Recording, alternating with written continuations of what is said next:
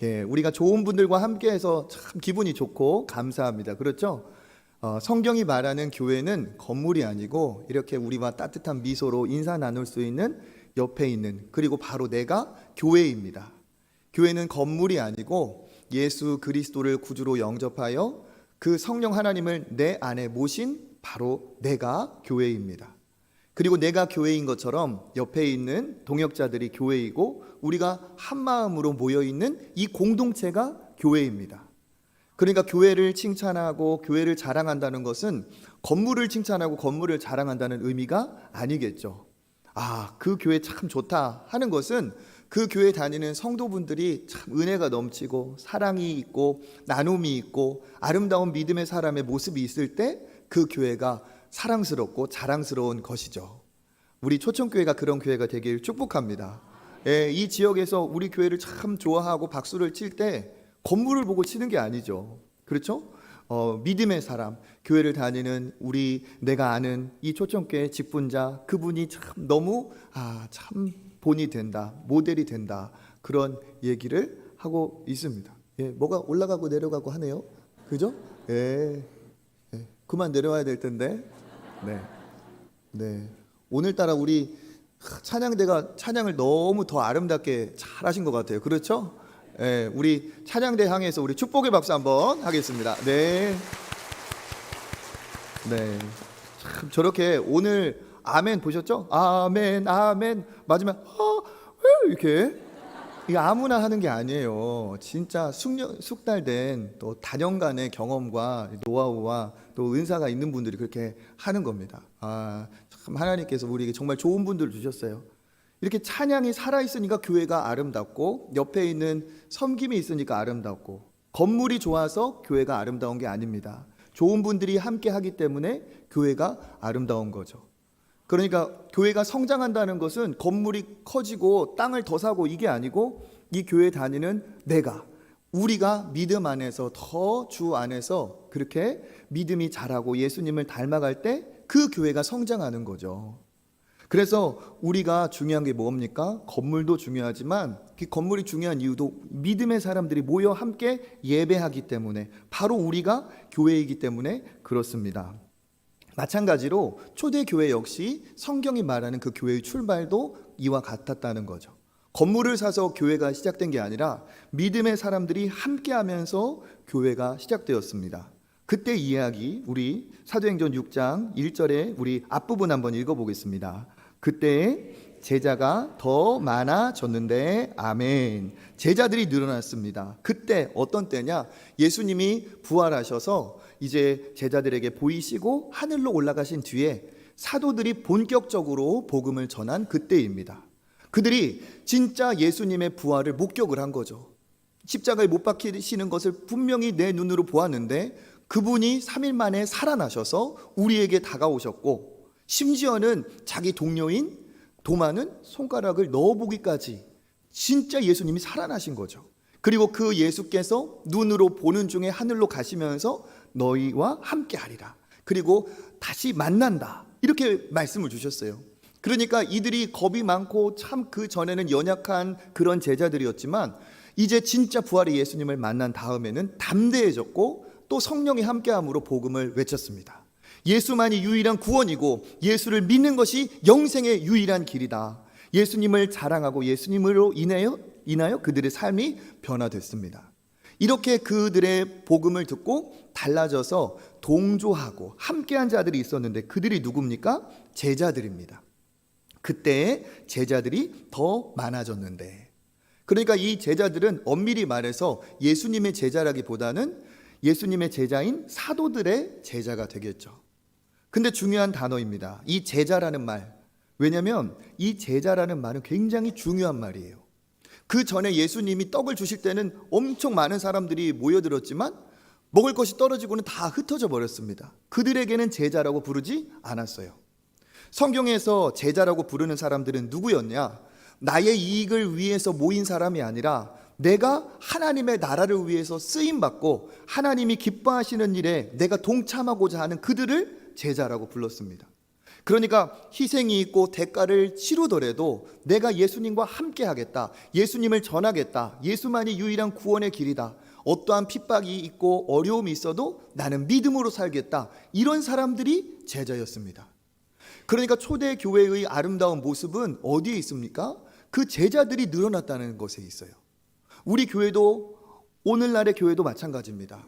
이 교회 안에 진짜 익명의 그냥 군중과 같은 그런 무리가 아니라 나는 예수님 때문이라면 나는 희생도 대가도 치르고 기꺼이 복음으로 예수님으로 살겠다, 그 사람이 제자죠. 그런 제자들이 많은 교회가 건강한 교회고 하나님이 기뻐하시는 교회인 줄 믿습니다. 여기 계신 모든 분들도 다 예수님의 제자로 점점 더 서가시기를 주님의 이름으로 축복합니다. 이렇게 초대교회가 제자들이 많아지면서 정말 부흥하고 어려움을 극복하면서 성장해 나갈 때 어려움이 있었습니다. 그 어려움이 무엇인가? 우리 6장 1절의 그 뒷부분 하반절 읽어보겠습니다. 헬라파 유대인들이 자기의 과부들이 매일의 구제에 빠짐으로 히브리파 사람을 원망하니. 아멘. 헬라파 유대인들이 나오고 뒤에 보니까 히브리파 유대인이 나와요. 그러니까 헬라파 유대인과 히브리파 유대인이 서로 갈등 관계에 있었고, 지금 약자인 헬라파 유대인들이 그들을 원망하는 일이 발생했습니다. 이 배경이 있어요. 뭐냐면 유대인들 중에서 어쩔 수 없는 상황에 이렇게 타국으로 흩어진 사람들이 있었거든요. 그들이 이제 그곳에서 남편을 만나 결혼해서 살다가 혼자 된 이후에 고향이 그리워서, 그리고 타향에서는 나를 정말 먹여주고 책임져줄 사람이 없기 때문에 고향으로 돌아왔어요. 그리고 그들 역시, 우리도 그렇잖아요. 실향민들이 고향을 잊을 수 없는 것처럼 그들도 고향에 묻히고 싶은 마음이 있었습니다. 그래서 그 과부가 된 사람들이 돌아왔는데 그들은 혈통으로는 유대인이었을지 모르겠지만 외지에서 살다 보니까 언어가 달랐어요. 그 당시 공용어였던 이방의 언어인 헬라어를 사용했습니다. 그래서 그들을 뭐라고 불렀느냐? 헬라파 과부들, 헬라파 유대인이라고 불렀어요. 그런데 그 당시에 그 과부들이 힘들고 어려우니까 교회가 어땠다는 거죠? 처음 교회부터 그들을 나누고 베풀고 섬기는 일을 했습니다. 그러니까 교회가 요즘에서야 선행을 하는 것이 아니라 교회의 존재의 가장 중요한 사역 중에 하나가 원래 처음부터 뭐였다는 거죠? 선행을 베풀고 어려운 사람들을 돕는 거죠. 우리 교회도 힘쓰고 있는 그 부분입니다. 그렇게 돕는데 이 좋은 일을 하면서도 원망이 생긴 거예요. 왜 그러느냐? 아무래도 외지에서 온 사람들은 다수가 아닌 소수였고, 기존에 있는 사람들에 비해서 그들은 연약했고요, 말도 잘 통하지 않았습니다. 그러니까 상대적으로 이들이 좀 치일 수밖에 없었죠. 근데 이들에게도 양식이 필요했는데 교회가 나누는 양식에서 이들이 제외되는 일이 발생을 한 거죠. 그러다 보니까 그 헬라파 유대인들이 그 본토 유대인인 히브리파 유대인들에게 감정이 생긴 거예요. 서운하고 원망스럽고 거기에 이제 서러운 거죠. 이런 일이 발생을 합니다. 이 문제가 발생을 했다는 것은 우리에게도 정말 의미가 있어요. 왜냐하면 초대교회는, 우리가 많은 분들이 얘기할 때 초대교회는 참 교회의 모델이다, 정말 처음 출발할 때 아름답게 정말 성령이 강력하게 역사했던, 폭발적으로 부흥했던 이상적인 교회다라고 얘기를 하는데, 그 초대교회마저도 문제가 있었습니까? 없었습니까? 있었다는 거예요. 그러니까 우리가 이런 얘기를 하는 분들이 있습니다. 교회에 문제가 있다는 게 난 이해가 안 된다. 교회에 어떻게 문제가 있냐? 교회는 문제가 없어야지, 갈등이 없어야지, 원망이 없어야지, 이런 얘기를 하시는데 그런 교회는 애시당초 없었다는 거예요. 처음부터 교회는 문제가 있었습니다. 일단 내가 문제가 있는 사람인데 내가 들어가 있는데 문제가 안 생길 리가 없죠. 교회는 문제가 없는 곳이 아니라, 건강한 교회는 문제 없는 곳이 아니라, 건강한 교회는 문제가 있음에도 불구하고 그것을 잘 해결하고 그것을 잘 극복해서 보다 하나님이 기뻐하시는 교회의 모습으로 성장해 나가는 것이, 이게 진짜 건강한 교회입니다. 그러니까 교회는 문제 없는 곳이 아니라 교회는 그 문제를 주의 뜻대로 해결하면서 더 아름다운 교회가 되어가는 거죠. 그러니까 관건은 뭡니까? 이 문제를 잘 어떻게 극복하느냐에 관건이 있는 겁니다. 사실 저도 이렇게 달력을 넘기다 보니까 벌써 11월이 됐어요. 아, 진짜 세월이 빠르구나. 벌써 올해가 막바지에 이르렀구나 하면서 저도 이 자연스럽게 작년 이맘때가 떠오르는 거예요. 작년 이맘때 제가 어디에 있었냐면 전주가 아니고 저쪽 부산에 있었어요. 부산에 있고 제가 그 중에 한 주 여기 와서 설교를 하고 지나간 때가 요즈음이에요. 그러니까 그 1년 전을 돌아보니까 와, 내가 어떻게 참 이곳에 와가지고 의도한 것도 아닌데 하나님의 은혜로 여기 왔구나, 그런 생각을 하게 되는 거예요. 1년 전에 교회의 상황이 어땠습니까? 목사님이 안 계시는 상황에 목사님을 모셔야 되고 교회가 안정이라기보다는 불안정한 시간이었어요. 오늘 이 초대교회로 얘기하면 문제 상황이었던 거죠. 위기 상황이었어요. 그런데 어떻게 되었습니까? 1년이 지난 후에 이렇게 하나님께서 복된 만남을 주시고 이렇게 믿음의 공동체를 이루게 하시고 교회가 안정을 이루었습니다. 그리고 안정을 이룰 뿐만 아니라 교회가 더 아름답게 서가고 있어요. 그러니까 교회가 어떤 교회가 건강하고 바람직한 교회냐 하면 문제없는 교회가 아니라는 거예요. 좋은 교회는 문제가 있음에도 불구하고 하나님의 뜻에 합당하게 행하여 그 교회가 아름답게 문제를 극복하고 서가는 것이 중요하다는 사실입니다. 1년 만에 교회가 이렇게 초청교회가 안정이 됐다는 얘기가 이 소문이 다 이 동네에 났어요. 알고 계세요? 그래가지고 제가 이렇게 다니고 그러다 보면 막 그런 소문이 들려요. 초청교회가 작년에 참 어려운 때가 있었는데 어떻게 1년 만에 이렇게 안정을 찾고 저렇게 참 많은 사람들에게 좋은 소문이 나는지 참 좋은 교회다. 할렐루야. 다른 사람들이 칭찬하는 교회에 다니고 있다는 자부심을 가지셔도 됩니다.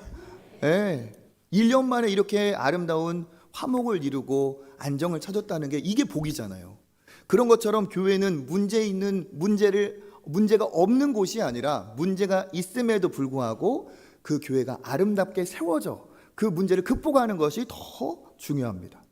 초대교회 역시도 문제가 있었지만 그것을 해결을 하고 뛰어넘었다는 사실이에요. 그 과정에서 어떤 일이 있었느냐? 그 과정에서 하나님이 합당한 사람을 세우고 최초의 교회 안에 직분자가 생겨났습니다. 어떻게 그러한 일이 일어났는지 우리 사도행전 6장 2절 말씀 같이 한번 읽어보겠습니다. 12 사도가 모든 제자를 불러 이르되 우리가 하나님의 말씀을 제쳐놓고 접대를 일삼는 것이 마땅하지 아니하니 아멘. 사도들이 이 문제를 가지고 모였습니다. 어떻게 하다가 이러한 문제가 발생했는가? 그러면서 그들이 진단을 내렸어요. 어떻게 진단을 내렸느냐? 본질을 다시 한번 보았습니다. 우리가 무엇에 집중했길래 이러한 문제가 발생했는가? 그랬더니 이 사도들이 생각할 때 자기의 본질적인 그 사역에서 어긋나 있었다는 거죠. 여기 있는 것처럼 우리가 무엇을 제쳐놓고 하나님의 말씀을 제쳐놓고, 여기 있는 이 우리는 사도들을 말하는 거죠. 그러니까 사도들이 모여서 왜 이런 문제가, 이러한 원망이 발생했는지 보니까 우리가 하나님이 말씀을 맡겨주셔서 말씀을 교회에 전하도록 하나님께서 우리를 사명을 주셨는데 일이 바쁘다 보니까 우리가 앞서서 교회의 리더로서 그 구제의 사역에 열심히 동참하다 보니까 무엇을 제쳐놨다는 거예요? 하나님의 말씀을 제쳐두었다는 거예요. 그러다 보니까 무슨 일이 벌어졌습니까? 이러한 원망의 상황이 발생했다는 거죠. 여러분, 교회가 교회답게 건강할 때는 말씀 중심일 때입니다. 근데 교회가 언제 문제가 오냐면 여기 있는 것처럼 하나님의 말씀을 제쳐둘 때 그 교회는 어려움이 시작되는 거예요. 하나님의 말씀을 제쳐둔 교회는 반드시 갈등과 어려움이 오게 되어 있습니다. 그러니까 교회가 건강하고 교회가 정말 건전한 그런 교회가 되기 위해서는 교회가 말씀에 붙들려 있어야 돼요. 그런데 사도들이 생각하니까 이걸 놓쳤다는 거죠. 왜? 그들에게 양식을 나눠주고 같이 동참을 하고 땀 흘려서 이건 참 좋았는데 우리가 그러다 보니까 어땠다는 거예요? 내가 능력 밖에 일을 했다는 거죠. 탈진이 되고 소진이 돼서 그렇게 자기의 사명을 다 감당할 수 없게 된 겁니다. 그래서 이들이 뭐라고 하느냐? 문제가 생겼으니까 우리가 더 그 일을 열심히 하겠다 얘기하지 않았어요. 반대로 이들은 생각합니다. 우리가 거기에서 손을 떼겠다. 우리가 그것을 완전히 손을 떼겠다. 즉 하나님이 내게 주신 본질의 사역으로 우리는 돌아가겠다는 거죠. 그러면 이 문제를 어떻게 해결을 하느냐? 3절 말씀 읽어보겠습니다. 형제들아, 너희 가운데서 성령과 지혜가 충만하여 칭찬받는 사람 7을 택하라. 우리가 이 일을 그들에게 맡기고. 아멘. 너희 중에 사람 몇 명을 택해라? 7을 택하라는 거예요. 그리고 이 일을 그 7명에게 우리가 다 맡기겠다. 즉 우리는 우리가 해야 될 본분을 지키고 그 해야 될 이 사역은 그들에게 완전히 위임을 하고 믿고 그들에게 맡기겠다는 겁니다. 그러니까 교회가 어려움을 해결하는 방식이 뭐냐? 내가 혼자 다 짊어지고 내가 다 감당하는 것은 교회의 해결 방법이 아니었다는 거죠. 교회의 사역은 내가 능력 있으니까, 내가 할 수 있으니까 내가 다 하겠다, 이게 방법이 아닙니다. 하나님도 그것을 원하지 않으세요. 왜 그러느냐? 사람에게는 한계가 있습니다. 그리고 각자 하나님이 주신 달란트들이 있어요. 혼자 그렇게 노력을 하다가 어떻게 됩니까? 결국 탈진하고 마는 거죠. 그러니까 하나님은 어떻게 하기를 원하시느냐? 하나님은 함께 하기를 원하세요. 동역하기를 원하세요. 이게 하나님의 뜻입니다. 그러니까 사도는 사도로서 자기가 맡은 본분에 최선을 다하고 이 역할은 이것에 딱 맞는 사람을 세워서 맡기면 이 문제가 해결된다는 거죠. 이것이 교회의 직분자가 세워진 그때의 상황이고 교회가 어려움을 극복한 방법입니다. 이 이유로 인해서 교회들은 그 교회마다 좋은 일꾼들을 세워 교회를 아름답게 그렇게 세워나갔죠. 우리 교회도 마찬가지입니다. 우리 교회가 건강한 교회가 되고 정말 자랑스러운 교회가 된다는 것은 사람에게 있다는 거죠. 그런데 우리 교회 안에 중요한 사람 뭡니까? 직분자예요. 직분자. 직분을 받은 자가 어떤 사람이냐에 따라서 그 교회가 올라갈 수도 있고 내려갈 수도 있어요. 우리 교회가 여러분 퇴보하는 교회가 되지 않기를 바라실 겁니다.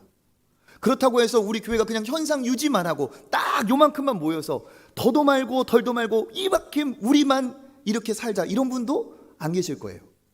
우리 교회가 더 하나님이 기뻐하시는 일을 이루고, 그렇죠? 이 호성동만을 커버하는 것이 아니라 전주와 적어도 이 호남 지역에 선한 영향력을 미치는 좋은 교회가 되기를 분명히 기도하고 계시는 줄 믿습니다. 그러면 어떻게 해야 되느냐? 함께 가야 된다는 거예요. 내가 다 하는 것은 그건 안 된다는 거죠. 어떻게 해야 됩니까? 도약을 위해서는 필연적으로 나누고 함께 해야 됩니다. 그런 부분에서 어떻게 필요해요? 동역자들이 필요합니다. 좋은 직분자들이 필요합니다. 특정 영역에는 그것에 달란트가 있는 전문 사역자가 필요합니다. 그리고 어떻게 해야 돼요? 그들에게 맡기는 거죠. 그들을 신뢰하고 다 위임을 하여 그들이 구멍이 나지 않도록 그것을 잘 메꾸면 아름다운 교회가 전체가 다 서게 되는 거죠. 그때도 그와 같았다면 요즘도 지금도 동일합니다. 교회가 건강하게 서기 위해서는 여러 다양한 사람들이 함께 해야 돼요. 그리고 그 사람들이 직분을 맡은 자로서 자기의 자리에서 고유의 역할을 감당할 때 교회가 더 건강하고 아름답게 서가는 거죠. 그리고 요즘처럼 또 많은 영역이 있잖아요. 그렇죠? 다양화되고 또 더 세분화되고 전문화되는 이 상황에서는 교회에 더 많은 일꾼들, 더 많은 전문인들이 필요합니다. 예전에는 사실 인터넷 송출할 이유도 있었어요, 없었어요? 없었어요. 그 하는 교회도 있고 안 하는 교회도 있었어요. 그런데 코로나 시기를 거치면서 음향도 그렇고 영상도 그렇고, 영상을 그냥 찍기만 하는 것도 아니에요. 요즘은 영상을 편집도 해야 되고 그것을 인터넷으로 송출하려면 장비도 있어야 되고 다룰 수 있는 능력도 있어야 됩니다. 자막도 만들어 쳐야 되고 여러 가지 인쇄물 하나를 만드는데도 디자인이 필요하고 전문인들이 필요해요. 그런데 지금 말하는 거의 대부분은 누가 하고 있느냐? 우리 교회도 거의 부목사님들이, 우리 전도사님이 다 하고 계세요. 이분들이 여기에 전문가가 아닙니다. 그러니까 가끔 자막 실수도 나오고, 그렇죠? 가끔 이렇게 이것도 올라가고 내려가고 이러는 거예요. 소리도 가끔 삑 소리도 나고 화면도 다른 화면이 나오기도 하고. 왜 그러느냐? 전문가가 아니기 때문에 그래요. 그런데 그 자리에서 최선을 다하고 있어요. 그러니까 그걸 제가 좀 고마워가지고 하는데, 잘해봤자 사실 본전입니다. 잘해봤자 본전이에요. 그래서 우리 교회가 더 도약하고 하나님이 기뻐하시는 동역을 이루기 위해서 어떻게 해야 되느냐 하다가 우리 당회에서 장로님들이 고민하고 결정한 게 뭐냐, 이제 음향 전문의를 고용을 하자. 음향 전문가를 주일에만이라도 함께 사역할 수 있도록 하자. 그래서 오늘 등록을 하신 우리 집사님이 바로 음향 간사로 섬겨주시기로 했어요. 근데 이거는 음향 쪽만이 아닙니다. 영상 하나, 카메라 하나도 전문인이 들이대는 것과 아닌 게 차이가 있어요. 우리 찬양대도 지금 정말 열심히 봉사하고 애쓰시는데 이 중에서도 반주하고 지휘하시고 그런 분들은 전문인들이 있어요. 그걸 이제 무급으로 당연히 하고 우리 교회가 갖고 있는 정신이고 우리가 예수님의 십자가의 큰 사랑을 받았기 때문에 당연하다라고 말할 수 있지만 그건 하나님 편에서 그런 거예요. 하나님 보실 때는 그렇죠. 당연하죠. 그렇지만 당사자를 보는 우리는 서로 어떻게 돼요? 봉사의 자리에서 만날 때마다 위로하고 격려하고 칭찬하고 진짜 애쓰고 수고한다고 해야 됩니다. 특별히 전문가가 그렇게 사역할 때는 더더욱 그들에게 더 큰 믿음과 헌신이 요구되는 거예요. 예를 들어서 내가 전기 기술자인데 주일마다 와서 전기를 고쳐야 된다고 생각을 해보세요. 그건 쉬운 일이 아닙니다. 제가 이렇게 학생들 지도하면서 보면 그들 중에 예체능해서 전공해서 학교 가고 전공하는 친구들이 있어요. 음악 하나, 악기 하나, 성악 하나를 전공하는데 주말마다 서울로, 부산으로, 대전으로 레슨을 다녀요. 엄청난 비용과 수고로, 투자로, 노력으로. 그래서 그 전문성을 갖는 거예요. 이런 걸 생각할 때 우리가 서로 이걸 당연하게 여길 게 아니라 그 자리에서 그 역할을 하는 그들을 더 사랑하고 존중하고 아껴주어야 될 줄 믿습니다. 십자가의 은혜는 다 받았으니까 당연한 것 아니냐? 그건 너무 이제 자기중심적이죠. 하나님 앞에 그것은 맞지만 우리는 믿음의 공동체로서 더 아껴주고 손잡아주고 격려해 주어야 될 줄 믿습니다. 이건 사실 오늘 이제 식사하러 주방에 가셨을 때도 마찬가지예요. 무료로, 그것도 이렇게 좋은 식사를 대접하기 위해서 어제부터 매주 토요일마다 나와서 반찬을 준비하고 나무를 다듬는 그 손길들이 있기 때문에 우리가 이와 같은 은혜를 누리고 삽니다. 당연한 거죠. 하나님 앞에 우리가 은혜 받았으니까 섬기는 게 당연한 거죠. 하지만 우리가 그들을 대할 때는 감사가 있어야 되고 함께 동역하는 자로서 존중이, 사랑이, 고마움이 있어야 될 줄 믿습니다. 그리고 저는 그렇게 생각해요. 때가 되면 우리 교회가 말씀드린 것처럼 이 동네 교회, 그냥 호성동 정도가 아니라 전주 지역의 성시화를 이루고 하나님이 기뻐하시는 큰 사역을 감당하는 거점 교회가 정말 되기를 원한다면 어느 정도 때가 되었을 때 각 영역에 대체 불가한 영역에는 전문인들이 필요하다고 생각을 합니다. 그래야 업그레이드가 되는 거예요. 사실 제가 사역했던 그 교회들은 음향, 영상, 디자인, 각종 분야의 전문가들이 있으니까 그 한 명이 정말 선한 영향력을 미치더라고요. 중요한 건 뭡니까? 말씀드리는 요지는 이거예요. 교회는 혼자 설 수 없다는 겁니다. 혼자 해서도 안 되는 거예요. 함께 할 때 하나님이 기뻐하시는 아름다운 공동체를 이루어갈 줄 믿습니다. 교회는 머리가 그리스도이시고 몸이 우리 지체의 연합이에요. 그래서 혼자 할 수 있는 것도 함께 하는 것을 오히려 하나님이 기뻐하십니다. 이스라엘도 마찬가지였어요. 그들이 제물만 가져오면 제사를 지낼 수 있었던 시대가 있었어요. 근데 어떻게 제물만 갖고 오는데 제사를 지냅니까? 그것을 다 집행하는 제사장들이 거기에 상주하고 있었기 때문에 그래요. 제사장만 있었던 게 아니라 그 모든 뒤처리를 감당하고 성막과 성소를 관리하는 레위인들이 그 한 개의 지파가 거기에 다 매달려서 풀타임으로 동역했기 때문에 그들은 제사만 지내려 그냥 동물만 가져와도 되었던 거죠. 그래서 그들이 어떻게 합니까? 나머지 11개 지파가 그 레위 지파를 다 어떻게 해요? 책임을 져줬어요. 이게 어떻게 됩니까? 역할이 있고 영역이 있고 함께함으로써 하나님이 기뻐하시는 아름다운 공동체를 이루어 간다는 거죠. 한때 모세가 그 이스라엘 백성을 이끌면서 다 모든 것을 짊어졌을 때가 있었습니다. 모든 재판, 모든 그 백성들의 재판을 혼자 다 감당할 때가 있었어요. 그러니까 어떻게 될까요? 점점 힘이 빠지고 탈진하는 거예요. 그때 경험이 있던 멘토였던 그의 장인인 이드로가 그 모세에게 말합니다. 혼자 하다가 죽겠다. 혼자 하다 쓰러지네. 장인이니까 또 그 딸을 아끼는 마음에서 더 조언을 했겠죠. 그러면서 뭐라고 하느냐? 혼자 하지 말고 10명의 대표, 50명의 대표, 100명의 대표, 10부장, 50부장, 100부장, 1000부장들을 능력에 맞추어서 세우고 그들에게 위임을 하고 당신은 민족의 지도자로서 중요한 것만 하시게, 이렇게 했어요. 그 말씀 읽어보겠습니다. 출애굽기 18장 21절에서 22절입니다. 너는 또 온 백성 가운데서 능력 있는 사람들 곧 하나님을 두려워하며 진실하며 불의한 이익을 미워하는 자를 살펴서 백성 위에 세워 천부장과 백부장과 50부장과 10부장을 삼아. 22절 그들이 때를 따라 백성을 재판하게 하라. 큰 일은 모두 내게 가져갈 것이요 작은 일은 모두 그들이 스스로 재판할 것이니 그리하면 그들이 너와 함께 담당할 것인즉 일이 내게 쉬우리라. 아멘. 일이 내게 어떻게 되리라? 쉬우리라. 쉽게 하라는 거죠. 쉽게. 혼자 담당하다가 탈진하지 말고 좋은 사람들을 하나님이 붙여주셨으니까 함께 하라는 거예요. 함께. 그러니까 하나님의 뜻은 뭐냐? 목사 혼자 잘났다고 앞서고 뒤처지는 것 돌아보지 않고 하나님 기뻐하지 않은 거예요. 하나님은 늘 어떻게 해요? 함께 하기를 원하시죠. 그래서 모세에게 10부장, 50부장, 100부장, 1000부장을 세우라고 하신 것처럼 아담에게는 하와를 주시고, 그렇죠? 그 다윗에게는 요나단도 주시고, 그렇죠? 모세에게는 아론도 주시고 훌도 주시고 후계자인 여호수아도 주셨습니다.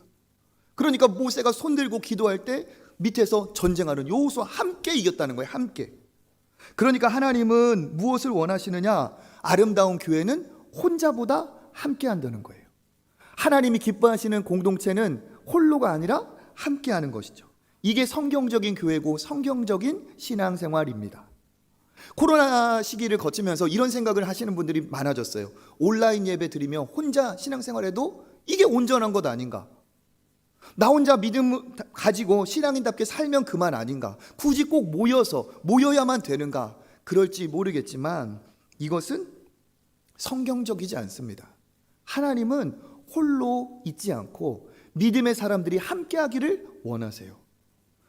가끔 자녀들이 학교에 있을 때 학교를 방문하신 기억이 학부형들 그때 있었잖아요. 그죠? 갔을 때 언제 기분 좋으세요? 내 아들, 딸이 친구들하고 재밌게 놀고 어울릴 때 마음에 기쁨이 있어요. 근데 내가 갔더니 우리 딸이, 우리 아들이, 우리 손자, 손녀가 구석에서 혼자 막 이러고 있어요. 그러면 속이 기쁘세요? 그렇죠. 안타까워요. 왜? 함께 했으면 좋겠는데. 근데 그 자녀가 뭐라고 말합니까? 혼자 있는 게 훨씬 편해요. 혼자 있을 거예요. 그러면 너 학교 생활 진짜 제대로 하고 있구나 이렇게 말하시겠습니까? 아니라는 거예요.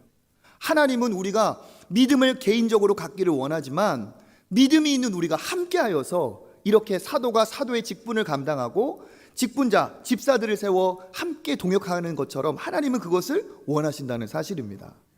그래서 사도행전 6장 4절 그것이 이제 이루어집니다. 같이 한번 읽어보겠습니다. 우리는 오로지 기도하는 일과 말씀 사역에 힘쓰리라 하니 아멘. 지금 말씀을 제쳐두었는데 다시 원상으로 본질로 돌아간다는 얘기죠. 나는 무엇과 무엇에 우리는 힘쓰겠다? 기도하는 일과 말씀 사역에 힘쓰겠다. 그런데 중요한 단어가 있습니다. 여기에 오로지라고 있어요. 오로지. 내가 이제 그것을 손대지 않고 오로지 내가 기도하는 일과 말씀 사역에 힘쓰겠다. 오로지. 그건 뭡니까? 이것에 집중하여 이것만 하겠다는 거예요. 왜 그렇습니까? 사도들은 하나님께서 이것을 위해서 불렀기 때문에 다른 누구도 이 역할을 해줄 수가 없습니다. 그러니까 사도는 이 일에 집중을 할 때 그 공동체가 어떻게 되는 거예요? 더 강건해지는 거죠. 본인들만 해야 될 일, 대체 불가한 일에 힘을 써야 하나님이 기뻐하신다는 거죠. 이건 말씀을 맡은 목회자인 저에게도 사실 똑같아요. 저도 보면 제대로 목회를 하려면 이거저거 다 손댈 수가 없고 돼서도 안 됩니다. 삼계탕 복사하니까, 삼계탕 우리 봉사하니까 목사님 와서 빨리 속 좀 채우세요 막 이런 분 한 분도 안 계셨어요. 목사님은 기도하시고 말씀 잘 준비하셔서 우리가 채울 테니까 알아서 때 되면 오셔서 기도해 주시고 다 이러셨어요. 왜 그럽니까? 그 역할과 그 역할 다르다는 거예요. 목사님이 그 역할을 해야 우리가 더 기쁘고 우리 공동체가 더 건전해진다는 거죠. 제가 그래? 시간이 많네? 그래가지고 월요일은 월요일이라고 나가고 화요일은 화요일이라고 나가고 수요일 목요일 다 삥삥 바깥으로 돌고 구경하고 싶은 거 취미활동 다 하다가 금요일 저녁 돼가지고 돌아와서 아이고 주일 준비해야지. 그러면 은혜가 있을까요? 없습니다. 그렇게 준비한 말씀에 능력이 있을 수가 없어요. 오직 기도와 말씀에 오로지 준비하여 그 말씀을 전할 때 지난주에 말씀드렸던 것처럼 오신 분들이 영과 진리로 드리는 예배를 준비하라 하셨던 것처럼 저는 기도와 말씀으로 준비하여 하나님이 우리 초청교회 공동체에게 주신 말씀을 전할 때 성령의 역사가 일어나는 거죠. 교회 비우고 이리저리 휘돌아다니다가 싸돌아다니다가 와서 될 리가 없습니다. 없어. 그러니까 저도 담임 목사도 되고 오니까 여기저기서 만나자는 사람도 솔직히 생기고 모임도 있어요. 그런데 꼭 가야 되는 것 아니면 안 가고 싶고 안 가고 절제를 합니다. 노예에서 우리 교회가 담당했던 장자교회의 역할을 충분히 감당을 하면서도 내가 꼭 가지 않아도 되는 것은 절제를 하고 차단을 하고 있어요. 왜 그렇습니까? 내 역할이 있다는 거예요. 내가 가서 섬기고 봉사하고 나누고 이거 할 수 있지만 하나님이 맡긴 목회자의 직무는 뭡니까? 왜 봉사해야 되는지, 왜 섬겨야 되는지, 왜 선교해야 되는지, 왜 전도해야 되는지, 다음 주에 학습 세례가 있죠? 왜 학습 세례 받아야 되는지, 이런 것을 우리가 알고 함께 헌신할 수 있도록 이유를 제공하고 명분을 가르쳐 주실 때 제가 할 일이 진짜 감당을 하는 거겠죠. 마찬가지입니다. 이 부분에서 저는 참 우리 교회 성도님들께 감사해요. 왜냐하면 저를 잘 안 찾아주셔요. 배려해, 배려. 목사님은 말씀 준비하고 조금 말씀 준비하면 충분합니다. 우리가 목사님의 역할이 있을 때 연락을 드립니다. 그래서 우리 부목사님들도 듣고 더 앞으로 배려해 주시기를 부탁드립니다. 그렇게 배려해 주시고 협조할 때 여기 있는 것처럼 말씀과 기도에 전무하면서 어떻게 됩니까? 한 번 만났을 때 불꽃이 튀는 성령의 역사가 일어나는 거예요. 그래서 하나님이 원하시는 그 본질의 사역에 집중할 때 교회가 설 수 있을 줄 믿습니다. 이것을 놓친 거예요. 그래서 같이 바쁘고 같이 짐 들고 하다가 교회에 원망이 생겼습니다. 사도들이 깨달았어요.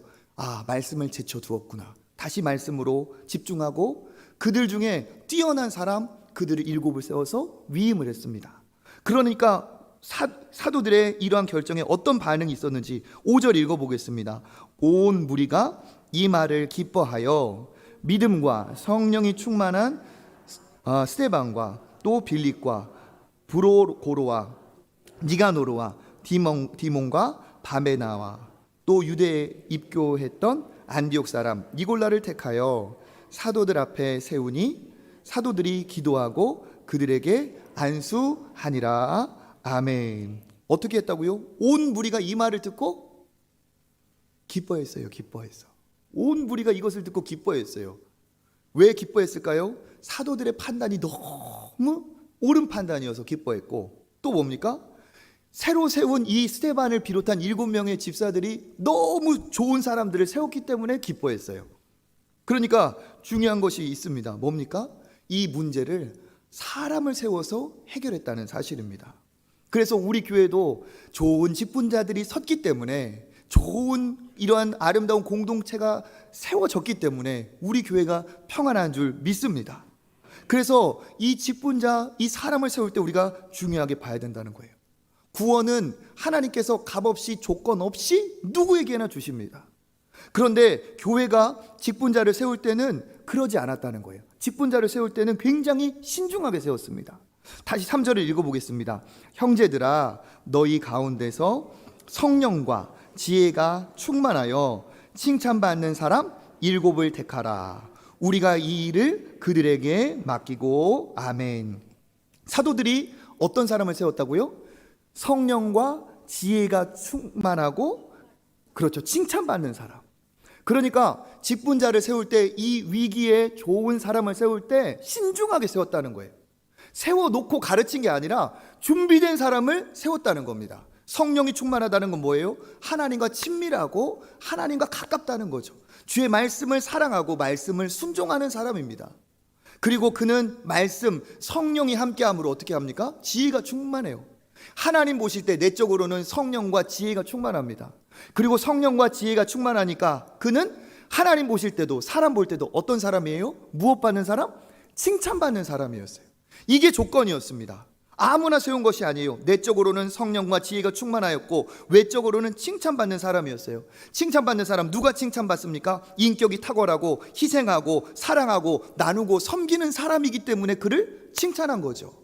그러니까 처음 교회에 세웠던 그 직분자는 어떤 사람이었다는 거예요? 성령과 지혜가 충만하여 칭찬할 사람. 이것이 나중에 디모데, 전서, 후서, 목회서신 가면 더 세분화가 돼서 더 강력한 좋은 직분자를 세우기 위해 교회가 노력하고 애썼다는 사실입니다. 지금도 사람을 세우는 것이 작은 교회는 어렵습니다. 그래서 빨리 사람을 세우려고 하는데 그러다 어려운 경우도 심심치 않게 있어요. 견고한 교회, 안정적인 교회일수록 일꾼, 집사, 모든 직분자를 세울 때 신중합니다. 사도들이 이렇게 신중하게 일을 펼치자 어떤 일이 벌어졌는가? 우리 7절을 읽어보겠습니다. 하나님의 말씀이 점점 왕성하여 예루살렘에 있는 제자의 수가 더 심히 많아지고 허다한 제사장의 무리도 이 도에 복종하니라. 아멘. 말씀이 어떻게 됐다고요? 점점 왕성하여졌다. 왕성하여졌다. 왜 그럴까요? 말씀을 제쳐두었던 사도들이 말씀에 집중하여 말씀을 전하니까 하나님의 말씀이 살아 역사하면서 하나님의 말씀이 점점 왕성하여지고 그 결과 제자들이 더 수가 많아지고 문제는 사라지고 심지어 유대인 중에 유대인들인 제사장들까지도 예수 그리스도를 구원자로 인정하고 거기에 복종하는 일이 벌어집니다. 문제가 어떻게 되었어요? 해결되었어요. 어떻게?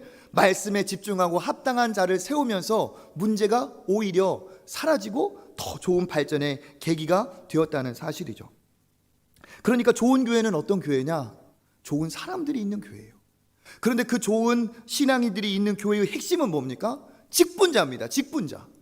직분을 맡은 자들이 건강한 교회가 진짜 제일 좋은 교회예요. 직분자들이 성장하고 있는 교회가 진짜 좋은 교회고 하나님이 기뻐하시는 교회인 줄 믿습니다.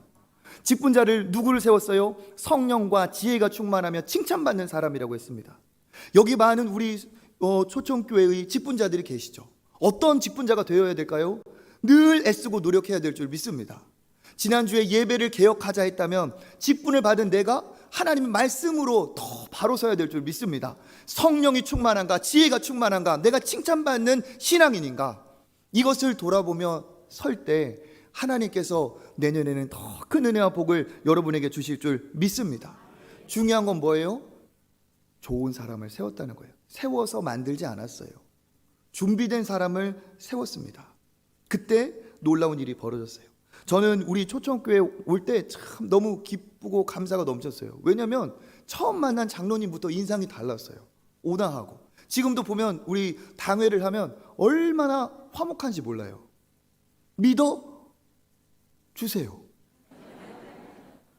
서로 화목하고 아름답고 존중해주고 자기 맡은 고유의 영역에 정말 최선을 다하고, 다른 분들도 새로 새 가족으로 오신 분들도 저한테 그런 얘기를 많이 하세요. 우리 교회 장로님 같은 분들 없다. 식당에서 걸레질하고 그런 장로님들 없다. 정말 사실입니다. 뿐만 아니라 우리 권사님들 기도하시고 자리를 지키시고 또 우리 안수 집사님들, 모든 집사님들 얼마나 참 마음이 평안하시고 은혜가 되는지 모르겠어요.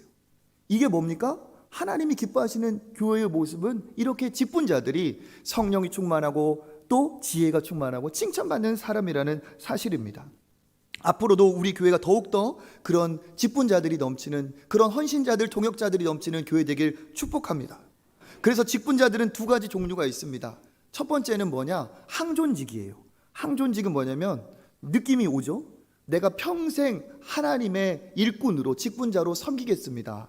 이렇게 서약하신 분들이에요. 이건 한 번 서약하고 평생 동안 직분을 받습니다. 그게 뭐냐? 장로, 권사, 안수집사예요. 항존직. 그리고 항존직이 아닌 임시로 단기로 받는 서리직이 있어요. 그 서리직이 뭐냐? 서리집사입니다. 서리집사라는 뜻이 그 대리라는 뜻이죠. 그러니까 이 서리집사는 그 정한 기한 동안 내가 집사로서 헌신하겠습니다 이렇게 결의를 하고 서약을 하고 그 기간 동안 충성하는 거예요. 선교로 말하면 단기 선교사처럼. 그렇게 하고 난 다음에 기한이 지나고 그가 충성한 것을 교회가 인정하여서 그 다음에 재헌신하여 또 연임이 되는 겁니다. 이게 안수집사님하고 다른 서리집사의 차이인 거죠. 우리 교회 헌법에 보면 이렇게 되어 있습니다. 3장 교회 직원, 3조 교회 임시직, 4항 남녀 서리집사 이렇게 되어 있어요. 같이 한번 읽어볼까요? 교회 혹은 목사나 당회가 신실한 남녀로 선정하여 집사 직무를 하게 하는 자니 그 임기는 그렇죠. 1년입니다. 1년. 그래서 교회 직분자를 잘 교육하고 훈련하는 교회들의 특징, 안정적인 견고한 교회들의 특징이 뭐냐? 1년에 한 번씩 서리집사님들이 다시 한번 안수받는 것처럼, 우리 항존직에 안수받는 것처럼 서약을 해요. 내가 1년 동안 또 집사로서 열심히 섬기겠습니다.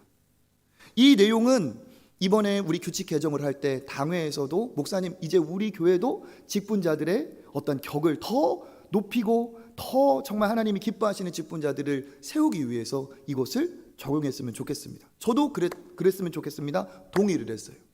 그래서 이제 우리 교회 역시도 그냥 형식적으로 올해 집사 내년 집사 이게 아니라 서리 집사에 대해서는 1년의 서약과 또 합당한 과정이 있을 예정입니다.